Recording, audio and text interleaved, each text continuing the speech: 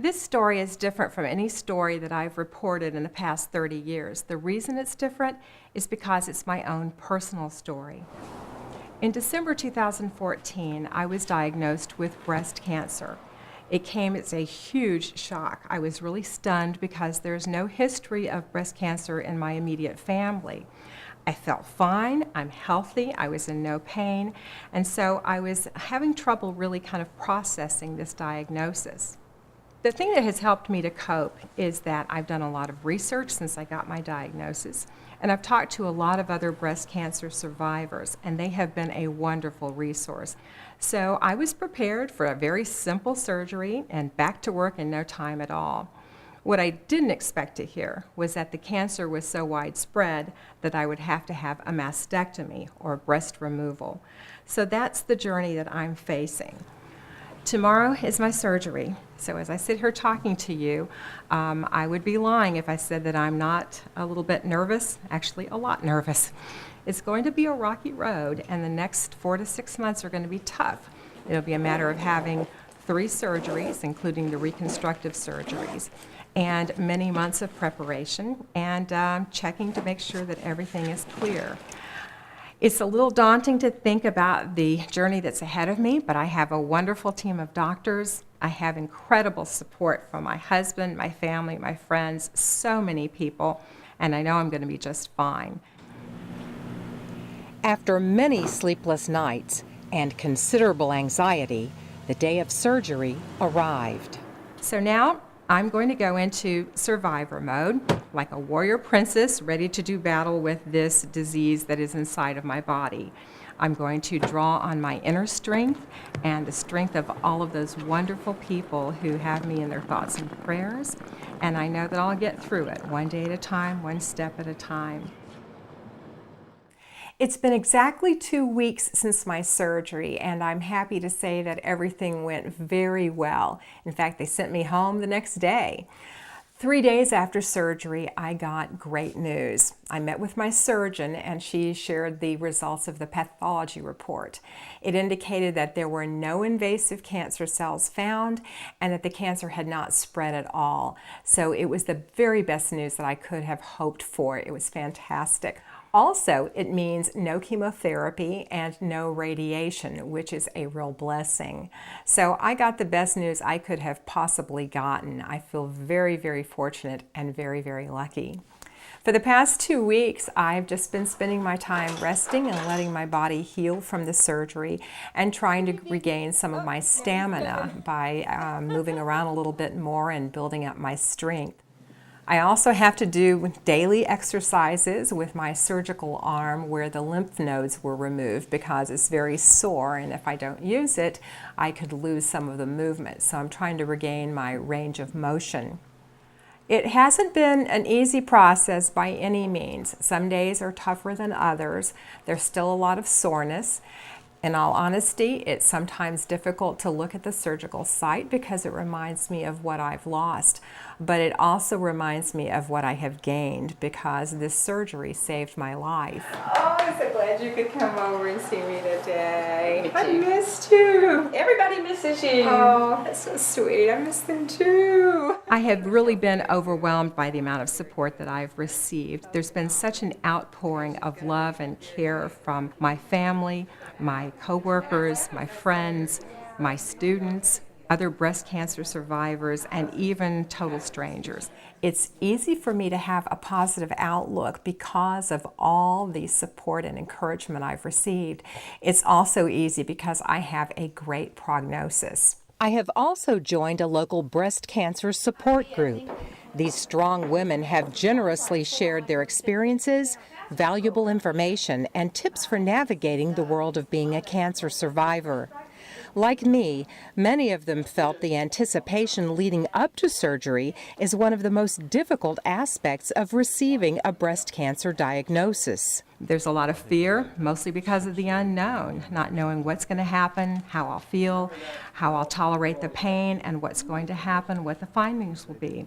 In addition to supporting and helping each other, this group also benefits from the advice of experts in the field of cancer treatment, like Dr. Michael Pavi. So, what can I do to better myself Once to try to prevent me from getting breast cancer, keep your body weight at a good level, go to the low-fat diet, and exercise.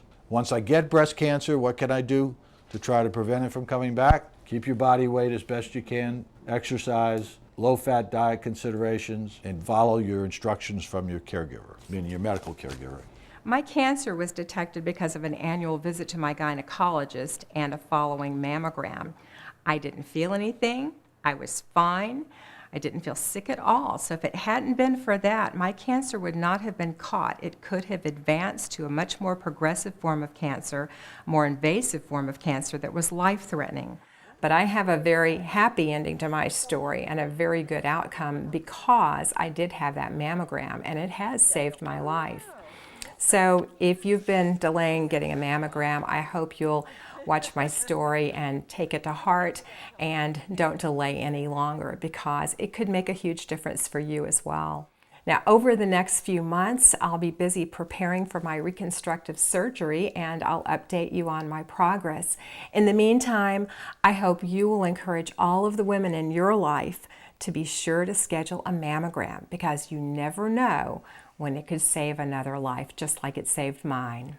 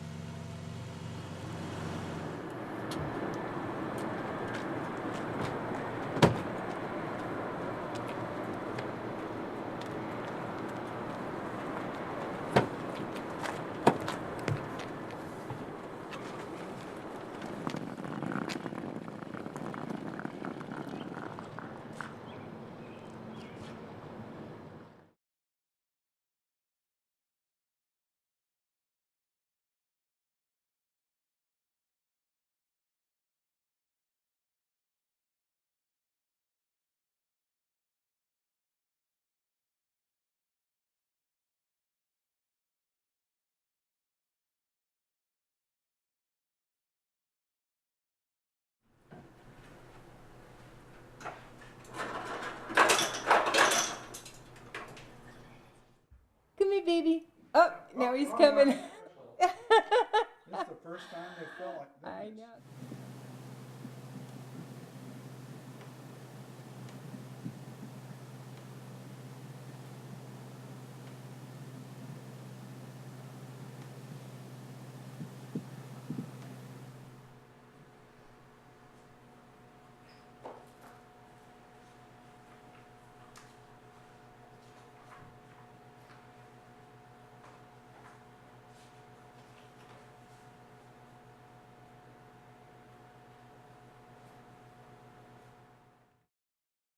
Oh, I'm so glad you could come over and see me today. Me I too. missed you. Everybody misses you. Oh, that's so sweet. I miss them too. I think Michelle's very good. I Yeah. think she's very good. She's very focused, very And she's going to be diligent. very Yeah. good in her food. She's going to be just, but now I don't think he's graduating in May.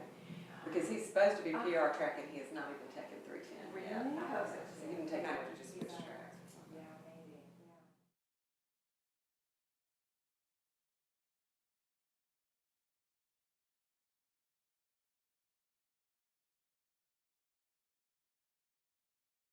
Bobby, I think 3 years, some of us are 5-year survivors. It varies. cancer program here.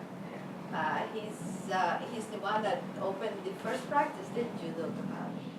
I did, a long time ago. And boy, it's changed, hasn't it?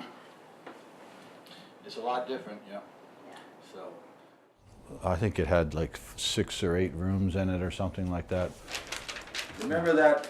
People always ask me, who is the most negative? They didn't need chemo for the get-go. Those women, tamoxifen by itself does a great job. They don't need to worry about having their ovaries removed or taking ovarian suppression.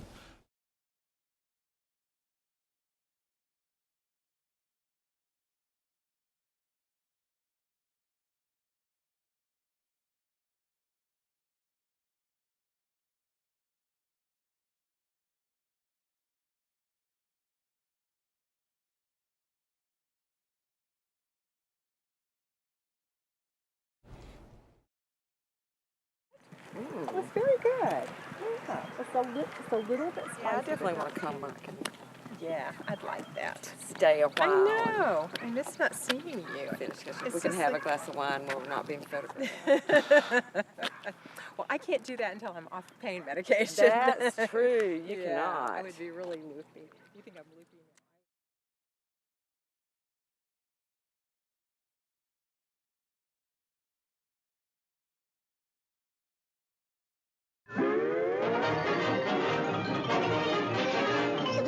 That's all, folks.